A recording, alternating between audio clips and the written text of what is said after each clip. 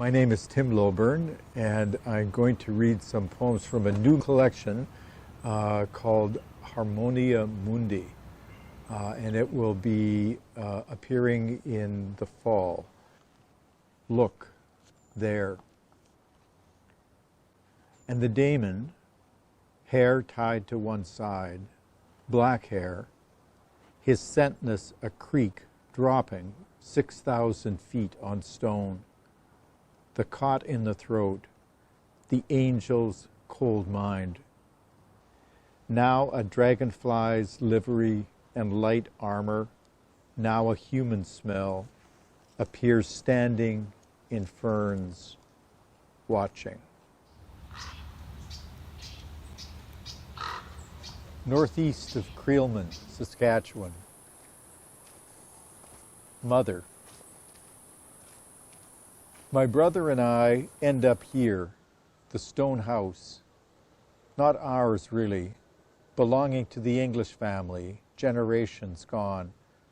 Below Gooseberry Lake. Quarter-inch frost on the inside face. Blue and yellow boulders, roofless. Pelicans jerky on the water half a mile away. We should, we know, be head down and butting in creek thickets of arithmetic or at football practice. We push through drifts, room to room, blood reports, partly burned photographs, black corner brackets attached. We pass staticky Geiger counter hands over as on TV. Bits of machinery, energy ash, puffy around them. Everyone gone, as we expected. Mother, aunts, uncle driven out to work at 12 barefoot, stooking behind the binders, and staying out. We think through this, but go looking for them anyway, coming back to fire pits each late afternoon to set fresh blazes. Then Greg disappears, 2-3 weeks, no word. Sing. Mother in the High River Hospital, bewitched by the watch-like tracking device on her ankle, just changed by the Nigerian, "Do you know Okigbo? I love you, you must." Nurse, re-diapered, exhausted, waiting in the room that looks into the top third of a gigantic cottonwood for the loud woman, her mouth pointing straight up to stop yelling, "Help! Help!" Waiting to return to hymns in the chapel kitchen she can't sing these days. Is slotted, keel driven onto sand, in her wheelchair beside me. My lostness, I'm all cloud and wind, no use to her at all. She tells me she is sad when we sit later beside the hall Christmas tree. About what? All the defeats in me, the depression, the war, yes, but the death of her mother, little children sent into winter fields to look for lit windows, cooking and cleaning for other and other families. But look, snow in the fenced patio, though the word leaps ahead of her, bounding through drifts of itself. Oh, she holds the vowel, as other residents, small bears. Of the harmony of the world.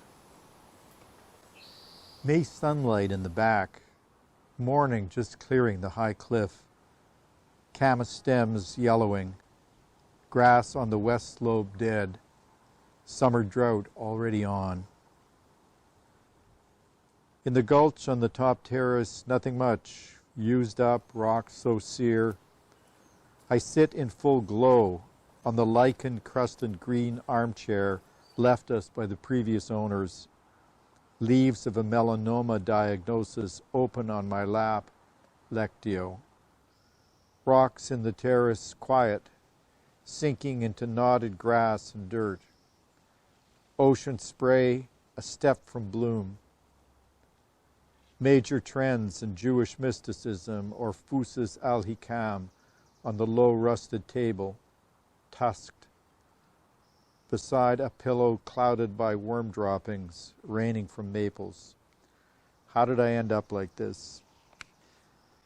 Beauty infiltrated everywhere. Kepler, in his crowing, ecstatic, incredulous opening of the harmony of the world. I am stealing the golden vessels of the Egyptians to build a tabernacle for my God from them. The very nature of things was setting out to reveal itself to men. Just two, him and Ptolemy, each at the end of the charge from the sky's finger.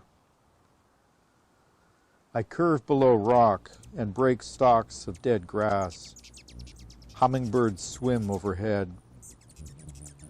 Any creature that God has not yet brought into existence is non-existent, though it certainly exists in some mode, since it is an object of God's knowledge. It is found with God. Ibn Arabi's Metaphysics of Imagination, William Chittick. An alarming geometry forces a winged trapezoid, but rushing, so that mathematics, because of drag, melt, draining along the crevices at the seams of the seen, lightly shaking, not there-ness, that stands, then rolls, then stands once more in the non-patterned, non-ancestored, non-burning, but murderous, bodiless light folds of that pause, that weight, that complete terrible, that greater than massive, this new object swaddled in vision magma. Small gear, barley pearl, about to click into place, color shift in northern bears as they slide into trees or nil. Novel shapes of sadness. Who can say? We can't read at all at this pitch. An electrical fur for us surrounds it, if we're very lucky, and a gap where its heart could fit, delay, gasp, oh, we provide, cloaked in the flowing mud of a channel breaking up. In that place of windwork calculations, where Shelley, our sweet emissary, bent toward and below their eddies and buckles to ask the mother of the newborn for report on the doings of the higher integers. The eye of the world, burning, pyramidic, gazing, quite visible through the hole in the number 4. Animal set at the center of unlit oil pots. A boar, with no obvious wound, sits in a rostrum chair.